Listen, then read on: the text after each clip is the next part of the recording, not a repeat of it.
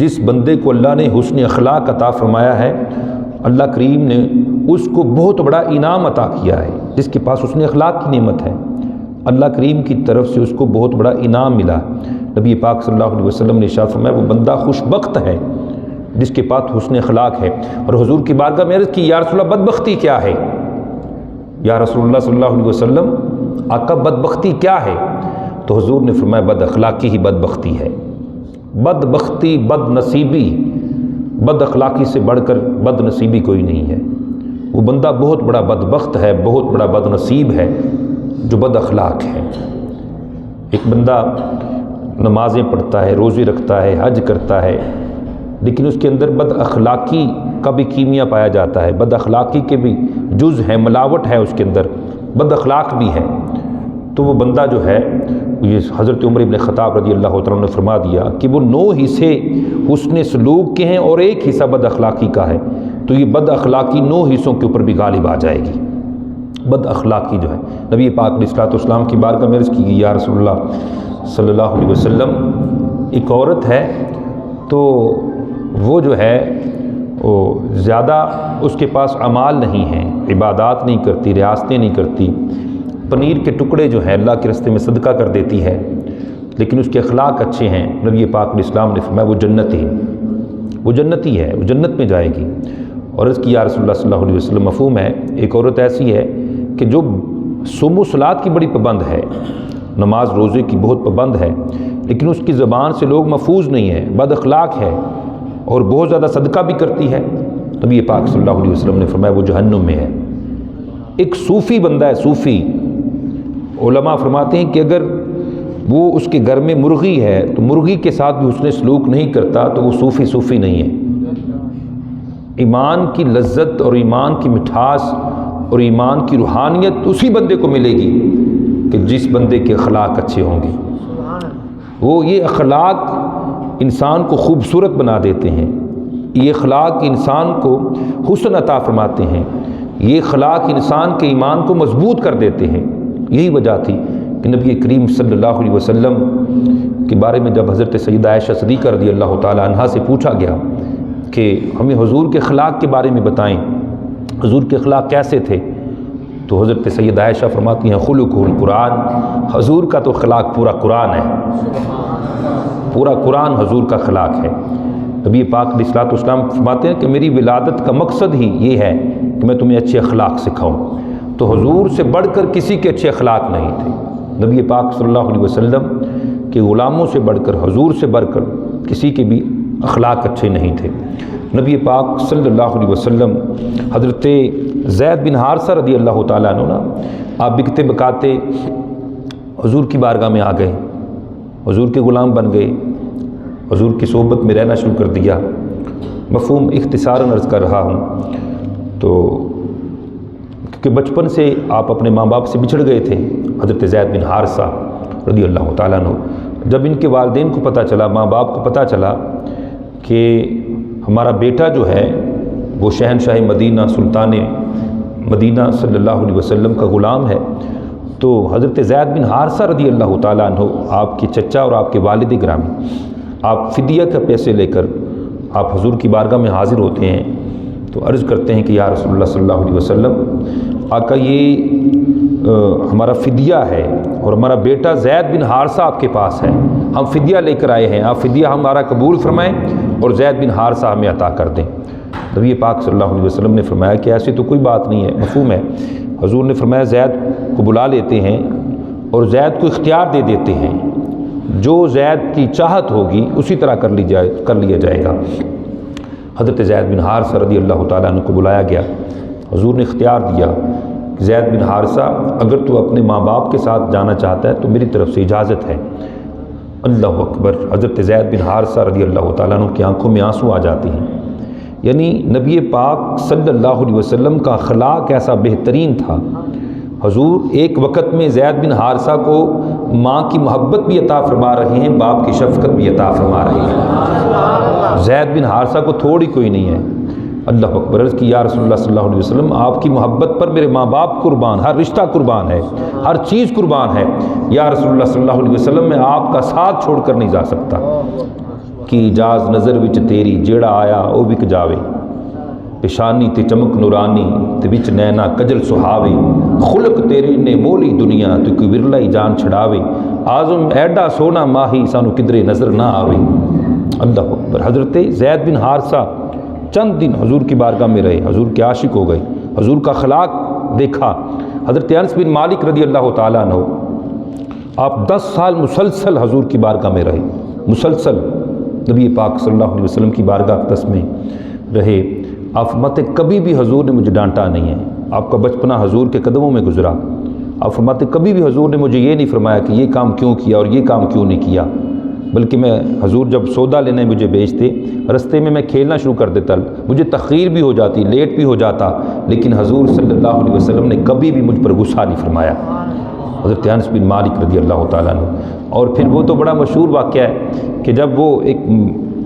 ایک مدینے کے اندر ایک ایسی بی بی جس کا ذہنی توازن درست نہیں ہے، وہ ذہنی توازن درست نہیں ہے، نبی پاک صلی اللہ علیہ وسلم کی بارگاہ میں مسجد نبوی میں آتی ہے، دروازہ کھٹکھٹاتی ہے، حضور جاتے ہیں اور وہ حضور کو اپنے دکھڑے سناتی ہے، حضور کو اپنے غم سناتی ہے، دکھڑے سناتی ہے۔ اور مدینے کی گرمی اور تپ تپی جو ہے اور جو دھوپ ہے، حضرت عمر بن خطاب رضی اللہ تعالیٰ عنہ جب دیکھتے ہیں کہ اتنا وقت گزر گیا ہے اور یہ بی بی جو ہے وہ یہ حضور کے وقت کو صرف کر رہی ہے، حضور کی بارگاہ میں حاضر ہوتے ہیں، عرض کرتی ہیں یا رسول اللہ صلی اللہ علیہ وسلم، آقا یہ تو پاگل ہے، اس کا تو ذہن درست نہیں ہے، یا رسول اللہ آپ اس کی باتیں سن رہی ہیں۔ نبی پاک صلی اللہ علیہ وسلم نے ارشاد فرمایا عمر یہ مدینے میں گھر گھر میں جاتی ہے، گلی گلی میں جاتی ہے، اس کے کوئی دکھڑے نہیں سنتا، اس کے کوئی غم نہیں سنتا، پھر یہ میری بارگاہ میں آتی ہے، عمر اگر میں بھی اس کے دکھڑے نہیں سنوں گا تو پھر کون دکھڑے سنے گا؟ عمر میں بھی اس کے دکھڑے نہیں سنوں گا۔ فرمایا بی بی جب تیرے دکھڑے زیادہ ہو جائیں تو محمد عربی کے در پر آ جانا، جب بھی تو آئے گی محمد عربی تیرے دکھڑے سنے گا۔ اللہ اکبر۔ نبی پاک صلی اللہ علیہ وسلم کی بلغ العلا بکمالہ کشف الدجا بجمالہ حسنت جمیع خصالہ صلوا علیہ وآلہ۔ حضور کے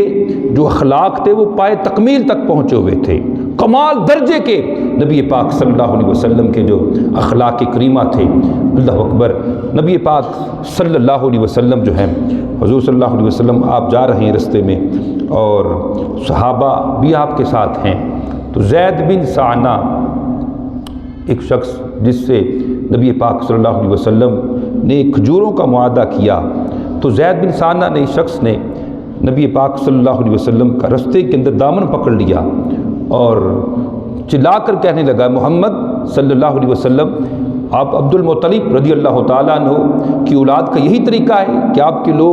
لوگوں کا حق ادا کرنے میں تاخیر کرتے ہیں؟ چلا کر دامن پکڑ لیا نبی پاک صلی اللہ علیہ وسلم کا۔ حضرت عمر بن خطاب رضی اللہ تعالیٰ عنہ آپ کو جلال آ جاتا ہے اور آپ ایسے اس کو دیکھتے ہیں اور فرماتے ہیں وہ خدا کے دشمن اور مصطفیٰ کے دشمن، تمہیں پتہ نہیں تو کس در پر بات کر رہا ہے، تو کس ذات سے بات کر رہا ہے؟ اگر مجھے محبوب پاک علیہ الصلوۃ والسلام کے ادب کا لحاظ نہ ہوتا تو عمر ابھی اپنی تلوار سے تیری گردن کو اڑا کے رکھ دیتا۔ اللہ اکبر۔ وہ سہم گئے، خوف زدہ ہو گئے۔ تو نبی پاک صلی اللہ علیہ وسلم نے فرمایا عمر تو کیسی باتیں کر رہا ہے؟ تجھے تو یہ چاہیے تھا کہ مجھے حق کی ادائیگی کی ترغیب دلا کر اور اس کو جو ہے وہ نرمی کے ساتھ تقاضا کرنے کی ترغیب دے کر ہم دونوں کی مدد کرتا، لیکن عمر تو نے یہ کیا کیا؟ پھر نبی کریم صلی اللہ علیہ وسلم نے ارشاد فرمایا عمر اس کو اس کے حق کے جو مطابق کھجوریں وہ عطا کر دو۔ جو ایک معاہدہ تھا اس نے 2 دن پہلے ہی، معاہدے سے 2 دن پہلے ہی تقاضا کر دیا، ابھی 2 دن پڑے تھے، اس نے پہلے ہی تقاضا کر دیا۔ پھر اس نے نبی پاک علیہ الصلوۃ والسلام کی بے ادبی کی، اس طریقے سے چلا کر حضور کی بارگاہ میں بولا، حضور کے دامن کو پکڑ لیا۔ اللہ اکبر۔ تو نبی پاک صلی اللہ علیہ وسلم نے ارشاد فرمایا عمر اس کو اس کے حق کے مطابق کھجوریں دے دو اور اس کے حق سے زیادہ بھی اس کو عطا کر دو، اس کے حق سے زیادہ بھی اس کو کھجوریں دو۔ اللہ اکبر۔ نبی پاک صلی اللہ علیہ وسلم کے پیارے صحابی حضرت عمر بن خطاب رضی اللہ تعالیٰ عنہ وہ کھجوریں لے کر اس شخص کو دیتے ہیں اور اس کے حق کے مطابق کھجوریں دینے کے بعد جب اس کو اضافے کے ساتھ کھجوریں دیتے ہیں، اس کے حق سے زیادہ اس کو کھجوریں دیتے ہیں، تو وہ حیران ہو جاتا ہے، عرض کرتا ہے عمر یہ میرے حق کے مطابق تو مجھے کھجوریں مل گئیں، اب میرے حق سے زیادہ مجھے کھجوریں کیوں دی جا رہی ہیں؟ اگر کوئی ہم سے بدتمیزی کرے نعوذ باللہ من ذالک، اگر ہم سے، تو جو مال اس کا ہے ہم وہ بھی اس کے اوپر کبھی قبضہ کر لیں گے، مزید جو اس کو ذلیل و رسوا کریں گے۔ اس نے ہمارے ساتھ ہماری شان میں اس نے بے ادبی کی، یہ مجھے جانتا نہیں میں کون ہوں، مجھے لوگ سلامیاں دیتے ہیں، میرے گلے میں لوگ پھولوں کے ہاتھ ڈالتے ہیں، میری توتی بولتی ہے، کچہریوں میں، تھانوں میں، ہر جگہ پہ لوگ میرے نام سے ڈرتے ہیں، اور اس نے میرے دامن کو پکڑ لیا۔ اللہ اکبر، وہ امام الانبیاء کی ذات ہے، بعد از خدا بزرگ تو ہی قصہ، امام الانبیاء محبوب کبریا صلی اللہ علیہ وسلم کی ذات۔ آپ نے اس شخص کے حق کے مطابق بھی اس کو کھجوریں دی اور فرمایا اس کے حق سے زیادہ بھی اس کو عطا کر دو۔ جب وہ شخص جو ہے اپنے حق سے زیادہ وہ کھجوریں دیکھتا ہے تو عرض کرتا ہے عمر مجھے میرے حق سے زیادہ کیوں کھجوریں دی جا رہی ہیں؟ تو حضرت عمر بن خطاب رضی اللہ تعالیٰ عنہ آپ فرماتے ہیں کیونکہ میں نے ترچھی نگاہوں سے میں خوف زدہ ہوا، ترچھی نگاہوں سے جلال کے اندر آ کر میں نے جب تجھے دیکھا تو خوف زدہ ہو گیا،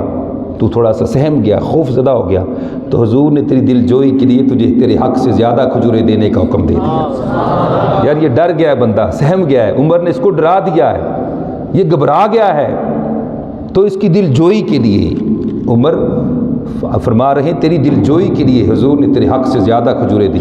کہا عمر تو مجھے جانتا ہے میں کون ہوں، مجھے جانتا ہے میں کون ہوں، میں زید بن ثانہ ہوں، زید بن ثانہ۔ حضرت عمر فرماتے ہیں وہی زید بن ثانہ جو یہودیوں کا بہت بڑا عالم ہے، وہی زید بن ثانہ جو یہودیوں کا بہت بڑا عالم ہے؟ کہا ہاں میں وہی زید بن ثانہ ہوں جو تریت کا عالم ہوں، یہودیوں کا بہت بڑا عالم ہوں۔ تو حضرت عمر نے فرمایا تو نے اتنا بڑا عالم ہونے کے باوجود تو نے حضور سے گستاخی کی؟ تو زید بن ثانہ رضی اللہ تعالی عنہ جو بعد میں ایمان لے کر آ گئے، آپ کہنے لگے کہ اے عمر میں نے تریت کے اندر جو آخری نبی کی نشانیاں پڑھی تھی، آخری نبی صلی اللہ علیہ وسلم کی جو نشانیاں پڑھی تھی وہ ساری کی ساری نشانیاں میں نے رسول اللہ صلی اللہ علیہ وسلم کے اندر دیکھ لی۔ دو نشانیاں رہ گئی تھی جو میں نے دیکھنی تھی کہ آخری نبی کی دو نشانیاں جن کے بارے میں نے پرکھنا تھا، دیکھنا تھا، معائنہ کرنا تھا، وہ کون سی دو نشانیاں؟ حضرت عمر بن خطاب رضی اللہ تعالیٰ عنہ سے عرض کرنے لگے پہلی نشانی تریت کے اندر میں نے یہ پڑھی جو آخری نبی ہوگا اس کے اندر ایک یہ بھی علامت ہوگی کہ وہ جو جاہل جب جہالت کا مظاہرہ کرے گا تو وہ نبی جو ہوگا وہ اس کی نرمی جہالت کے اوپر غالب رہے گی۔ ایک جاہل بندہ جب جہالت کا مظاہرہ کرے گا تو اس نبی کی نرمی جو ہے اس کی جہالت کے اوپر غالب رہے گی۔ جتنی بھی کوئی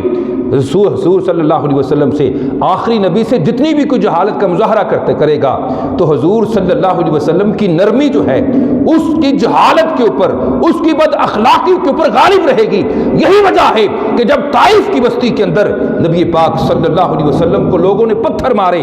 نبی پاک صلی اللہ علیہ وسلم کو لوگوں نے نعوذ باللہ من ذالک کوئی گالیاں دیتا تھا، کوئی پھپتیاں کستا تھا، کوئی کاہن کہتا تھا، کوئی جادوگر کہتا تھا، کوئی شاعر کہتا تھا، کوئی حضور کو مجنون کہتا تھا، دیوانہ کہتا تھا۔ اللہ اکبر، پھر حضور کے رستوں میں کانٹے بچھائے گئے، حضور کے اوپر اونٹ کی اوجڑیاں جو ہیں وہ پھینکی گئی۔ نبی پاک صلی اللہ علیہ وسلم کو پھر طائف کے اندر جب حضور کو پتھر مارے گئے، آپ کے جو قدم مبارک ہیں وہ لہو لہان ہو گئے، جبریل آ جاتے ہیں، حضور آرڈر فرمائے، حکم دیں، یہ طائف کی بستی جو ہے جس دونوں پہاڑوں کے درمیان ہے، ابھی اس دونوں پہاڑوں کو آپس میں ملا دیتے ہیں، یہ بستی جو ہے تہس نہس ہو جائے گی۔ اللہ اکبر، میرے رحیم آقا نے وہ بد اخلاقی کا مظاہرہ کر رہے ہیں، وہ جو ہیں ان کی جہالت حد کو پہنچ گئی، ادھر سے حضور کی نرمی جو ہے وہ ان کی جہالت کے اوپر غالب رہی۔ حضور نے فرمایا جبریل یہ اگر لوگ ایمان نہیں لے کر آتے تو کیا ہوا، ان کی نسلوں میں سے ایسے لوگ آئیں گے جو مجھ پر ایمان لے کر آئیں گے، اور اسی نسل میں سے پھر حضرت خالد بن ولید رضی اللہ تعالیٰ عنہ، وہ حضرت خالد بن ولید کہ حضور نے فرمایا اللہ کی تلواروں میں سے تلوار حضرت خالد بن ولید ہے۔ اللہ اکبر، حضور کے ایسے غلام اسی نسل میں سے پیدا ہو۔ اور اللہ اکبر، یا رسول اللہ،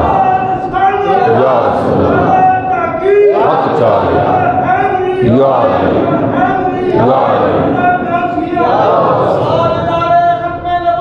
زندہ باد، زندہ باد، زندہ باد، زندہ باد۔ تو حضور صلی اللہ علیہ وسلم دوسری نشانی کہا کہ ان کے ساتھ جتنی کو زیادہ، ہم نے اپنی تریت کے اندر پڑھا کہ آخری نبی اس کی نشانی یہ ہوگی کہ ان کے ساتھ جتنا کوئی برا کرے گا وہ اتنا ہی اچھا کریں گے۔ حضور نے فرمایا جو تمہیں محروم کرے تم اس کو عطا کرو۔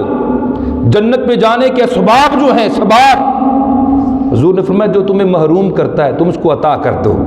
جو تم پر ظلم کرتا ہے تم اس کو معاف کر دو، جو تم سے توڑتا ہے تم اس کے ساتھ جوڑ لو۔ جنت میں جانے کے اسباب، جناب ابو ہریرہ فرماتے ہیں حضور نے فرمایا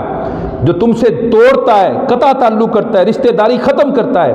حضور نے فرمایا تم اس سے جوڑ لو۔ جو تمہیں محروم کرتا ہے تم اس کو عطا کر دو،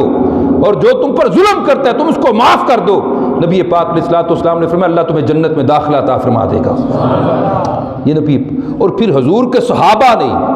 حضور کی شخصیت پر سب سے زیادہ حضور کی سیرت پر عمل کرنے والی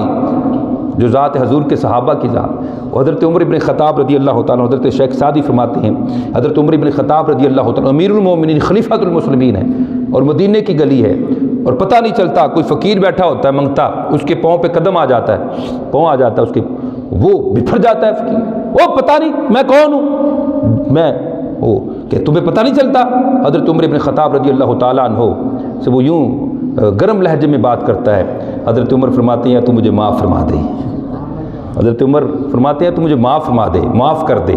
مجھ سے بھول ہو گئی، مجھ سے غلطی ہو گئی۔ حضرت علی المرتضیٰ شیر خدا کرم اللہ تعالیٰ وجہ الکریم، آپ کی بارگاہ میں وہ علی شیر خدا کرم اللہ تعالیٰ وجہ الکریم جن کو حضور صلی اللہ علیہ وسلم نے شہر کے علم کے دروازے سے مبعوث فرمایا، وہ حضرت علی المرتضیٰ رضی اللہ تعالیٰ عنہ، آپ سے کوئی سوال کرتا ہے، مسئلہ پوچھتا ہے، آپ اس کو جواب دیتے ہیں۔ کوئی بندہ عرض کرتا ہے حضور اس سے بھی زیادہ اچھا جواب ہے، آپ نے یہ نہیں فرمایا میں علی ہوں، علم کے شہر کا دروازہ ہوں، تو میری شان میں یہ گستاخی کر رہا ہے، مجھ سے بھی زیادہ اچھا جواب دے سکتا ہے۔ آپ نے فرمایا ٹھیک ہے، اگر تیرے پاس اچھا جواب ہے تو اچھا جواب دے دے، اور فرمایا ہر عالم کے اوپر ایک عالم ہے۔ یہ آپ کے اخلاق تھے ایسے۔ حضرت علی المرتضیٰ شریف خدا کرم اللہ تعالیٰ وجہ الکریم، حضرت عثمان حیری رحمۃ اللہ تعالیٰ علیہ، آپ کو کس نے دعوت پر بلایا؟ حضرت عثمان حیری رحمۃ اللہ تعالیٰ آپ کو دعوت پر بلایا، تو جب وہ آپ گھر میں آئے میزبان نے آپ کو دھتکار دیا، میں چلے جائیں کھانا ختم ہو گیا ہے۔ حضرت عثمان حیری زمانے کے کتب اور ولی، آپ چلے جاتے ہیں، رستے میں پھر وہ جا کے منتیں کرتے حضور میں نے تو پہچانا نہیں تھا، بھول ہو گئی ہے، پہچان نہیں سکا، آپ واپس آئیں، آپ پھر واپس آ جاتے ہیں، پھر دھتکار دیتا ہے، پھر چلے جاتے ہیں، پھر واپس بلاتا ہے، کئی مرتبہ یہ عمل کرتا ہے، آخر میں ہاتھ جوڑ لیتا ہے، عرض کرتا ہے حضور آپ تو صبر کے پہاڑ ہیں، آپ کے ساتھ میں نے اتنا ظلم کیا کہ آپ کو بلاتا تھا پھر میں بھیج دیتا تھا، پھر آپ کو بلاتا تھا۔ حضرت عثمان حیری رحمۃ اللہ تعالیٰ علیہ آپ کیا فرمانے لگے؟ اللہ اکبر، آپ فرماتے ہیں یار انکسارن، آپ نے عاجزن کہا یار یہ تو کوئی بہت بڑا عمل نہیں، یہ تو کتے کا عمل ہے، کتے کو جب بلایا جاتا ہے وہ آ جاتا ہے، جب اس کو دھتکارا جاتا ہے وہ چلا جاتا ہے، یہ کوئی بہت بڑا عمل نہیں۔ یعنی ہمارے اسلاف کے اخلاق جو تھے وہ حد درجے کو پہنچے تھے، ان کو پتا تھا اخلاق ہی سب کچھ ہے، اگر اخلاق نہیں تو کچھ بھی نہیں ہے۔ حضرت عثمان حیری رحمۃ اللہ تعالی آپ فرماتے ہیں کہ آپ کے سر پر کس نے خاک ڈال دی، حضرت عثمان حیری آپ کے سر پر کس نے خاک ڈالی تو آپ نے اللہ کا شکر ادا کیا، مولا تیرا شکر ہے۔ لوگوں نے، معتقدین نے، غلاموں نے عرض کی حضور آپ کے سر پر خاک ڈال دی گئی اور آپ اللہ کا شکر ادا کر رہے ہیں۔ حضرت عثمان حیری رحمۃ اللہ تعالی فرمانے لگے کہ جو سر آگ کا مستحق ہو، جس سر پر آگ ڈالنی چاہیے، اگر اس سر پر خاک ڈال دی جائے تو پھر اللہ کا شکر ادا کرنا چاہیے، پھر ہمیں اللہ کا شکر ادا کرنا چاہیے۔ حضرت عثمان حیری رحمۃ اللہ تعالی کی اخلاق تھے، لیکن آج ہم خود غور کرتے ہیں، آج یعنی ہمارے اخلاق کیسے ہیں؟ ہماری بیوی ہے، ہن لباس اللہ وانتم لباس اللہ ہن، قرآن فرماتا ہے وہ تمہارا لباس ہے، تم اس کا لباس ہو۔ ہمارے اخلاق ہماری بیوی کے ساتھ کیسے ہیں؟ شریک حیات جو کہتے ہیں میاں بیوی گاڑی کے دو پہیے ہیں، دو ٹائر ہیں، ہماری بیوی کے ساتھ حضور نے فرمایا وہ بندہ جو ہے وہ بندہ مجھے بڑا پسند ہے، مفہوم ہے، جس کے اخلاق اپنی بیوی کے ساتھ اچھے ہیں۔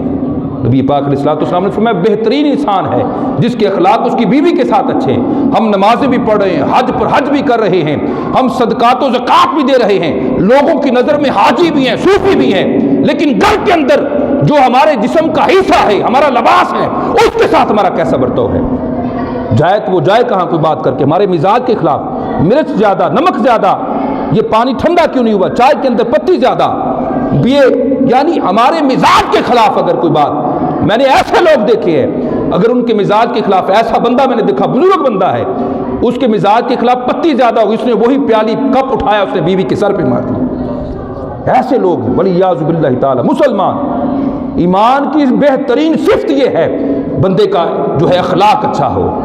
اخلاق اچھے ہوں۔ آج یعنی مسلمان فی زمانہ اخلاقیات کی طرف سے بالکل مسلمان جو ہے دور جا بیٹھے۔ بیرم خان یہ مغلیہ بادشاہ کا سپہ سالار تھا، مغلیہ خاندان کا اکبر بادشاہ جو تھا اس کا یہ سپہ سالار تھا بیرم خان، اور اس کی بڑی جو تھی وہ طوطی بولتی تھی، وہ لوگ اس کے نام سے ڈرتے تھے، بڑی یہ بہت عالی مرتبہ شخصیت تھی، اور جیسے اس کو بلند مرتبہ اللہ نے دنیا کے اندر عطا فرمایا ویسے یہ حلم اور بردبار والا بھی تھا۔ جا رہا ہے شان و شوکت کے ساتھ سواری پر جا رہا ہے، کسی نے ایسے یوں تاکا اور پتھر دے مارا، پتھر دے مارا بیرم خان، اور جو فوج کا سپہ سالار ہے جو کمان کر رہا ہے فوج کی، کسی نے پتھر دے مارا۔ اللہ اکبر، ہمیں کوئی پتھر میں مارے، ہمیں کوئی گالی دے، جائے تو جائے کہاں؟ میں نے ایسے ایسے لوگ دیکھے ہیں کہ ذرا ذرا سی بات پر جنگ لڑ ان کے اندر چھڑ جاتی ہے۔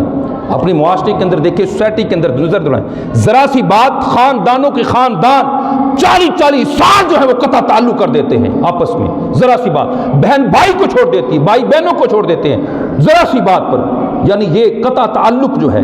اور یہ بد اخلاقی کا رزلٹ یہ ہے، قطع تعلقی ہو جاتی ہے بد اخلاقی کا۔ بیرم خان کو جب وہ پتھر مارا نا، وہ کسی شخص نے پتھر جان بوجھ کر پتھر مارا، اور پھر بندہ بھی بڑا وہ وزن و وثوق والا بندہ، وہ بیرم خان درہم و دینار کی یوں وہ درہم و دینار کا تھیلا بھرتا ہے اور اس کو عطا کر دیتا ہے، اس کو عطا کر دیتا ہے جو پتھر مارتا ہے۔ وہ غلام کہتے ہیں، وہ دوسرے غلام کہتے ہیں حضور یہ کیا بات کہ اس بندے نے پتھر مارا، جان بوجھ کر مارا، اور اس کو سزا دینے کی بجائے آپ اس کو جو ہے وہ درہم و دینار عطا فرما رہے ہیں، انعام دے رہے ہیں۔ بیرم خان نے جو الفاظ کہے، خدا کی قسم وہ الفاظ بار بار میں نے پڑھے، میرا دل کرتا تھا میں یہ الفاظ بار بار پڑھوں۔ بیرم خان کہنے لگا کہ پھل والے درخت کو پتھر لگتے ہیں، پھل والا جو درخت ہوتا ہے اس کو پتھر لوگ مارتے ہیں، وہ پھل والا درخت جو ہے وہ آگے سے پتھر نہیں مارتا، ان کو پھل عطا کرتا ہے۔ جب پھل کو پتھر مارے جاتے ہیں، وہ پھل گراتا ہے، پھل دیتا ہے، وہ آگے سے جو ہے وہ اینٹ کا جواب پتھر سے نہیں دیتا بلکہ پتھر کا جواب پھل سے دیتا ہے۔ مطلب یہ پھل در مومن جو ہے، جو مسلمان جو ہے، جو ایمان والا ہے، جس نے حضور کا کلمہ پڑھا ہے، اس کی مثال بھی پھل دار درخت کی طرح ہے۔ اگر اس کو کوئی پتھر مارے، اللہ اکبر، اس کو چاہیے وہ آگے سے پھل عطا کرے، اس کو انعام دے۔ بزرگوں کی اگر کوئی غیبت کرتا تھا، چگلی کرتا تھا، اس کے لیے حلوے بھیج دیتے تھے، اس کو حلوے دیتے تھے، لو بھی حلوہ لے لو، تم نے ہماری غیبت کی، ہمارا دل دکھایا ہے، ہم سے حلوہ لو۔ یعنی یہ اخلاق جو ہیں، اخلاق، اگر اخلاق نہیں تو نمازیں بھی پڑھ رہا ہے، سب کچھ کر رہا ہے۔ حقوق العباد کا معاملہ اتنا سخت معاملہ ہے، نبی پاک علیہ السلام نے فرمایا حقوق اللہ جو ہے، حقوق اللہ چاہے تو قیامت کے دن معاف فرما سکتا ہے، لیکن حقوق العباد جب تک وہ بندہ جس کی حق تلفی کی ہے، جب تک وہ بندہ اپنے حق کو معاف نہیں کرے گا، اس وقت تک وہ اللہ بھی تجھے معاف نہیں کرے گا۔ اس وقت تک تیرے جو اعمال ہوں گے، جتنی نیکیاں ہوں گی، نیکیاں اچھے اعمال جو ہوں گے، وہ جس کا تو نے حق کھایا ہوگا، حق تلفی کی ہوگی، حق یہ ہی نہیں کسی کا مال کھا لیا، کسی کا گھر چھین لیا، یہ نہیں، کسی کے اوپر ظلم کیا، اگر کسی کے اوپر جو ہے وہ کسی کو ایسی بات کر دی جس سے اس کا دل دکھ گیا، یہ بھی حق تلفی ہے مسلمان کی زبان سے، اس کے ہاتھ سے، جو دوسرا مسلمان محفوظ ہونا چاہیے۔ مسلمان ایک درخت کی مانند ہے، ایک تنے کی مانند ہے مسلمان جو ہیں۔ تو اخلاقیات جو ہے یہ حقوق العباد جو ہیں، حقوق العباد، آج اس سے بالکل جو ہے ہم سستی برت رہے ہیں۔ ہماری اولاد ہے، اس کے ساتھ ہمارا کیسا اخلاق ہے، ہماری بہنیں ہیں ان کے ساتھ ہمارا اخلاق کیسا ہے، ماں باپ ہیں ان کے ساتھ اخلاق، اگر ہمارا محلہ ہے، ہمارے پڑوسی ہیں ان کے ساتھ، رشتہ دار ہیں ان کے ساتھ ہمارا اخلاق کیسا ہے۔ تو اپنے اخلاقیات کو پرکھیں، دیکھیں، یار میرے پاس ایک معاشرہ ہے، میں گھر کا سربراہ ہوں، میں سرپرست اعلیٰ ہوں، میرے بچے ہیں، میری بیٹیاں بیٹے ہیں، میری بیوی ہے، میں سرپرست اعلیٰ کیسا ہوں، میں امیر ہوں اس گھر کا، تو میں امیر کیسا ہوں، میرے اخلاق کیسے ہیں۔ اللہ اکبر، اپنے اخلاقیات کو درست کریں۔ اور نعوذ باللہ من ذالک یہ جو گھروں کے اندر ایک جنگ چھڑ جاتی ہے میاں بیوی کے اندر، بچوں کے اندر، گالی گلوچ اور لڑائی جھگڑے، اللہ کریم جو ہے ہمیں ان چیزوں کی طرف بھی توجہ کر کے نبی پاک صلی اللہ علیہ وسلم کی سیرت اپنانے کی توفیق عطا فرمائے۔ وما علینا الا البلاغ۔